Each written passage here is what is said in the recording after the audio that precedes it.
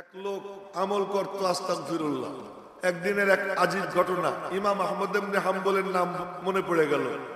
উনি কেমন মানুষ জানেন? আল্লাহ আল্লাহ।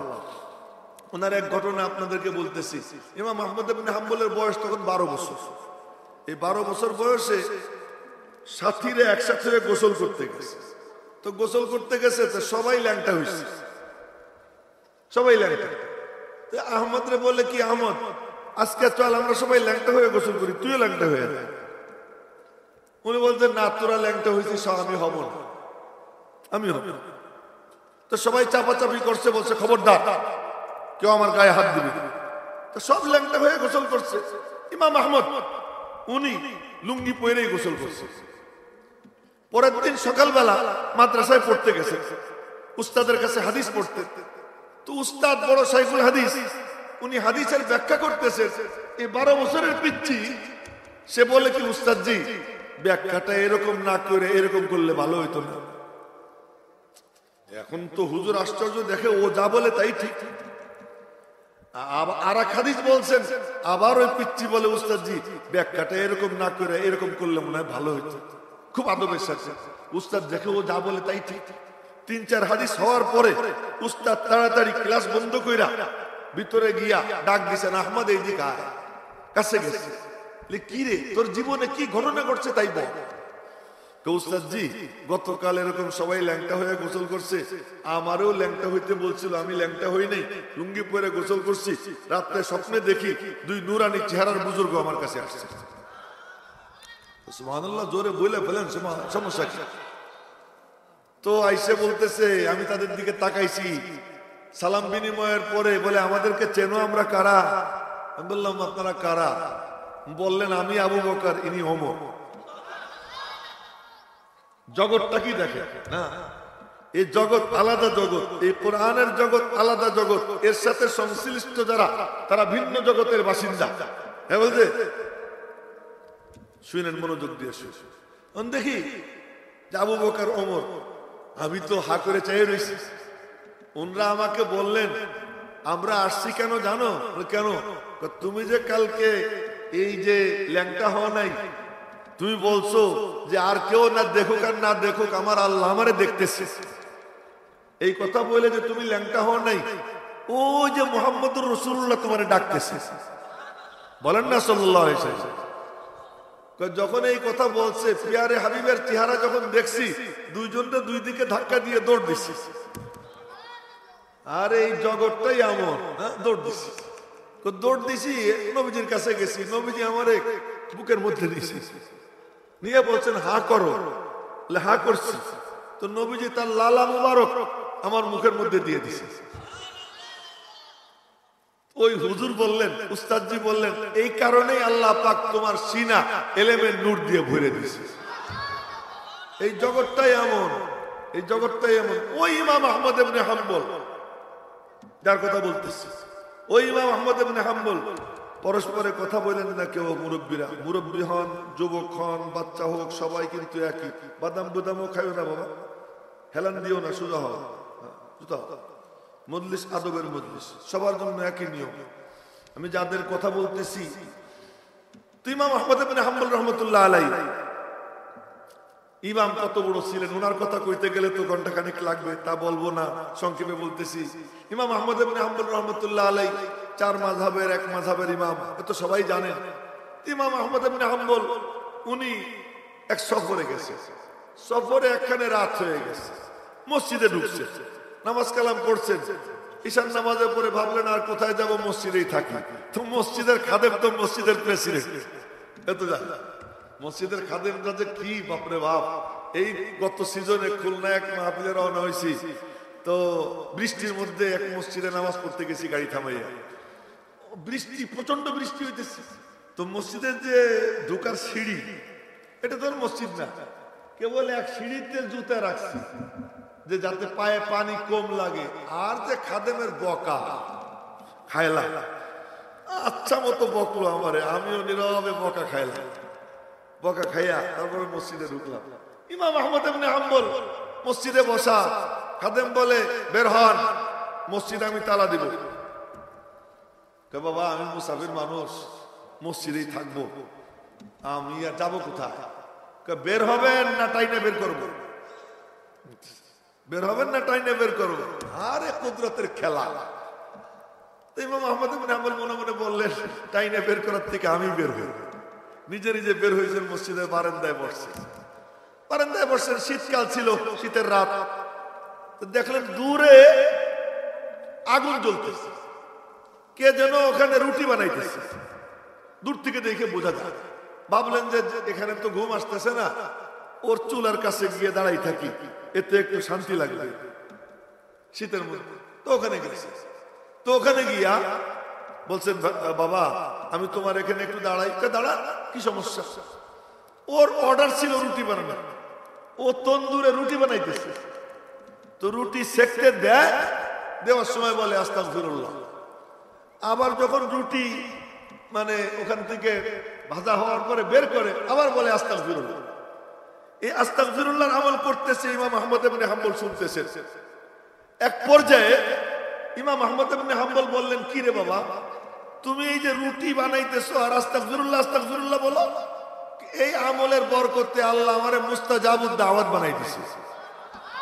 মুস্তাজাবুদ দাওয়াত বুঝুন তো, দোয়া করতে দেরি, কবুল হইতে দেরি হয় না।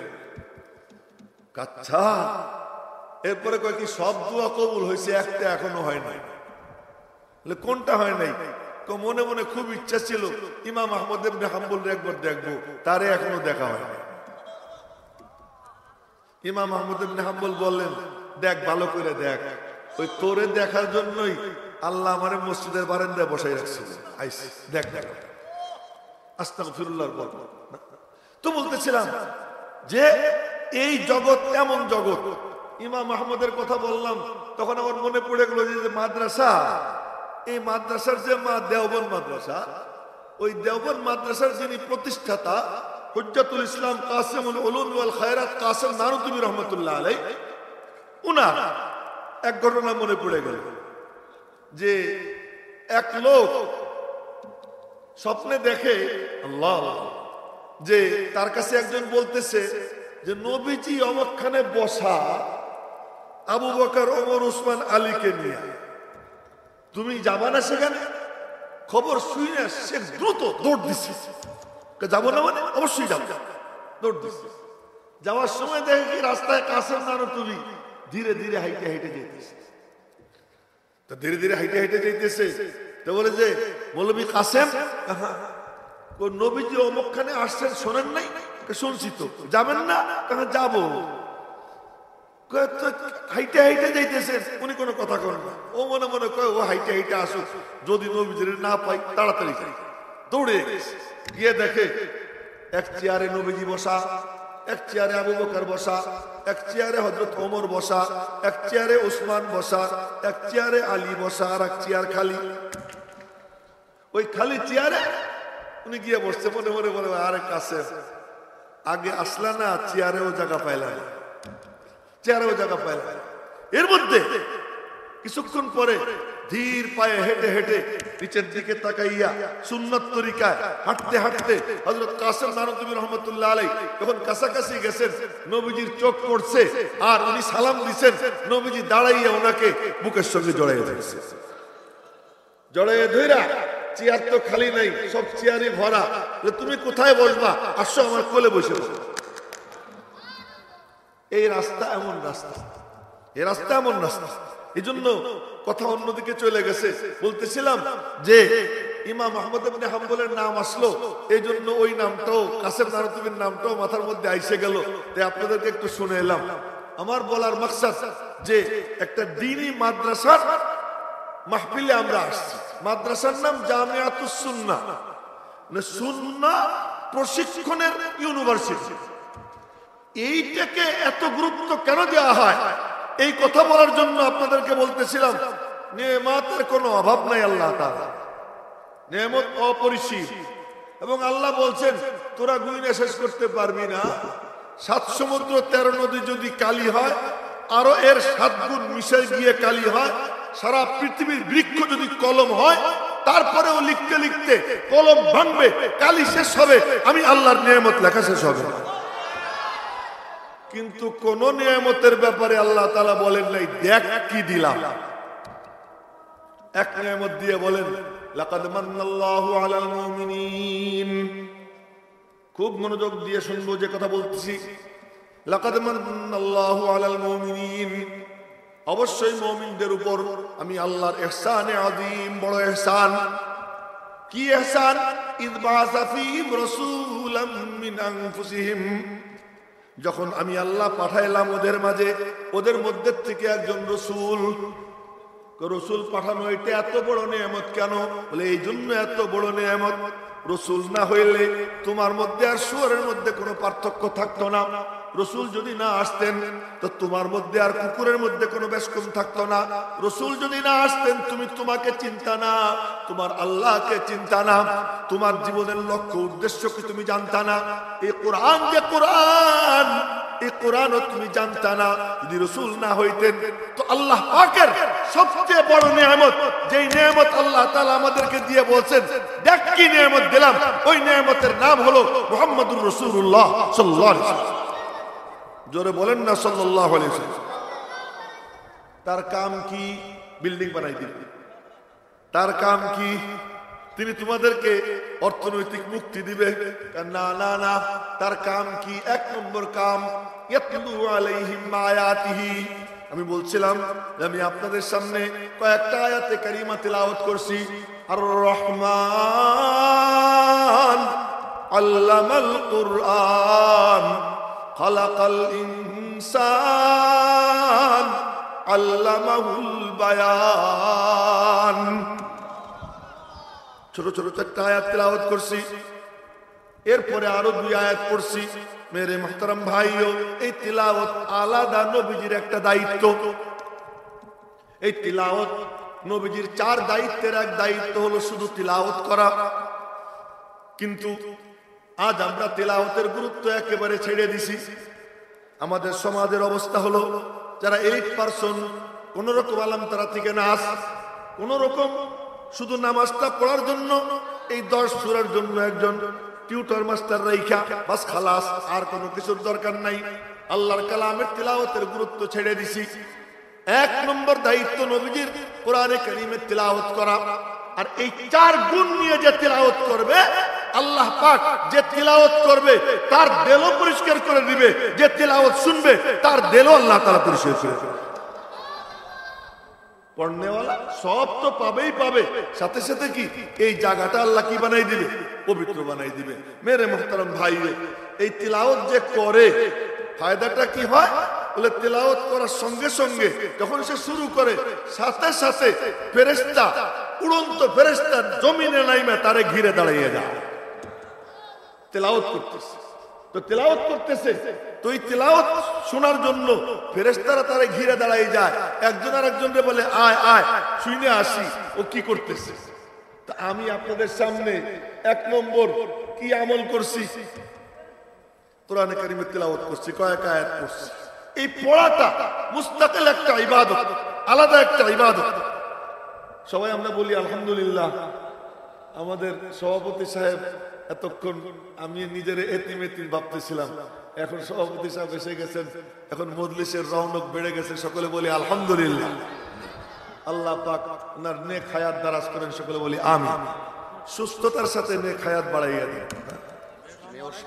আচ্ছা আচ্ছা, যে আমাদের মাননীয় মেয়র সাহেব এসে গেছেন, আল্লাহ পাক ওনাকেও দ্বীনের খাদেম হিসেবে কবুল করেন, দ্বীনের খাদেম হিসেবে কবুল করেন। তার কারণ কোন পরিচয় ওইখানে কোনো কামে আসবে না। আমি মেয়র, আমি এমপি, আমি ডক্টর, আমি ডাক্তার, আমি ইঞ্জিনিয়ার, আমি অমক তমক, এ কোনো কামে আসবে না। কিন্তু একজনের সিনার মধ্যে 30 পারা কোরআন শরীফ আছে, হাফেজে কোরআন, আল্লাহ পাকের কালাম, এটা তার সিনার মধ্যে রাখছে। ও মাঝে একটা কথা না বইলা, সময় তো আর বেশি পাওয়া যাবে না, এই কথাটা বইলেই ফেলে।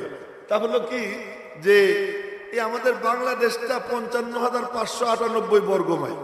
এরপরে সমুদ্র জয় করার পরে বুঝি আরো লাখখানিক বাড়ছে, কিন্তু অত এখনো পাইনি। যতটুকু পাইছি এর পরিমাণ 55,598 বর্গ মাইল। তার মধ্যে আবার কিছু কিছু আমাদের প্রতিবেশী, তারা আবার কিছু কিছু আটকাইয়েও রাখছে কিছু জায়গা। যাক, সেদিকে গেলাম না। এই দেশের হেফাজতের জিম্মাদারি দিছি আমরা কারে? বর্তমান প্রধানমন্ত্রী উনাকে, যে দেশের আপনি হেফাজত করেন। কিন্তু বর্ডারে কি উনি রাইফেল নিয়ে দাঁড়াই থাকে? কথা কয়েন। এই এলাকার চোর ডাকাত কি উনি ধরেন? হ্যাঁ, এই ছিনতাই ডাকাতি ঠেকানোর জন্য, রাস্তায় ডাকাতি ঠেকানোর জন্য কি প্রধানমন্ত্রী দাঁড়াই থাকে? পুলিশ, র্যাব, সেনাবাহিনী, নৌবাহিনী, বিজিবি ইত্যাদি ইত্যাদি বাহিনী। আমার আল্লাহ বলেন, ইন্না নাহনু নাযালনা যিকরা, কুরআন নাজিল করছি আমি কুরআনের হাফেজ, কমান্ডার ইন চিফ আল্লাহ তাআলা। হেফাজত আমি করব, তবে আল্লাহ তাআলা নিজে নাইমে এরকম ধরে রাখবেন তা না। এই কোরআনে কারীমের অক্ষরগুলোর মাখরাজ, বিশুদ্ধ উচ্চারণ, এর হেফাজতের জন্য আল্লাহ পাক কারি সাহেবদেরকে সৈনিক নিয়োগ করে দিয়েছেন। জোরে কন্না আল্লাহু আকবার। কোরআনের শব্দগুলোর হেফাজতের জন্য আল্লাহ পাক হাফেজদেরকে নিয়োগ করে দিয়েছেন। সুবহানাল্লাহ কয় না? ভালো কয়। হাফেজ কোরআনে কারীমের অর্থ, ব্যাখ্যা, বিশ্লেষণ, এর হেফাজতের জন্য আল্লাহ তাআলা আলেমদেরকে নিয়োগ করে দিয়েছেন। হাফেজ সাহেবরা পড়ে, অর্থ বোঝে না, আলেম শোনে, অর্থ বুঝে। আলেম তিলাওয়াত করতে যায়, একটু কয়ে কয়ে তারপরে যদি কি হাফেজ সাহেব শব্দ বলে যায়, একটু ভুল হইলে হাফেজ ধরে। শব্দের হেফাজতের জন্য হাফেজ। তাসবিহ যদি ভুল হয়, কারি সাহেব বলে আপনার দদের উচ্চারণ হয় নাই, দদ অমুক জায়গা থেকে বলতে হবে, দাল অমুক জায়গা থেকে বলতে হবে। শব্দগুলো সহি উচ্চারণের জন্য আল্লাহ পাক কারীদেরকে নিয়োগ করছেন, শব্দগুলোর হেফাজতের জন্য হাফেজদেরকে নিয়োগ করছেন, ব্যাখ্যা বিশ্লেষণের হেফাজতের জন্য আল্লাহ পাক আলেমদেরকে নিয়োগ করছেন। আর ভিতরের সূক্ষ্মাতি সূক্ষ্ম বিষয়ে এর হেফাজতের জন্য আল্লাহ পীরে কামেল, মুকাম্মিল, আলেমে রব্বানি, আলেমে হক্কানি যারা, আহলুল্লাহ যারা, তাদেরকে আল্লাহ তাআলা নির্বাচন করেছেন। এই চার গুরু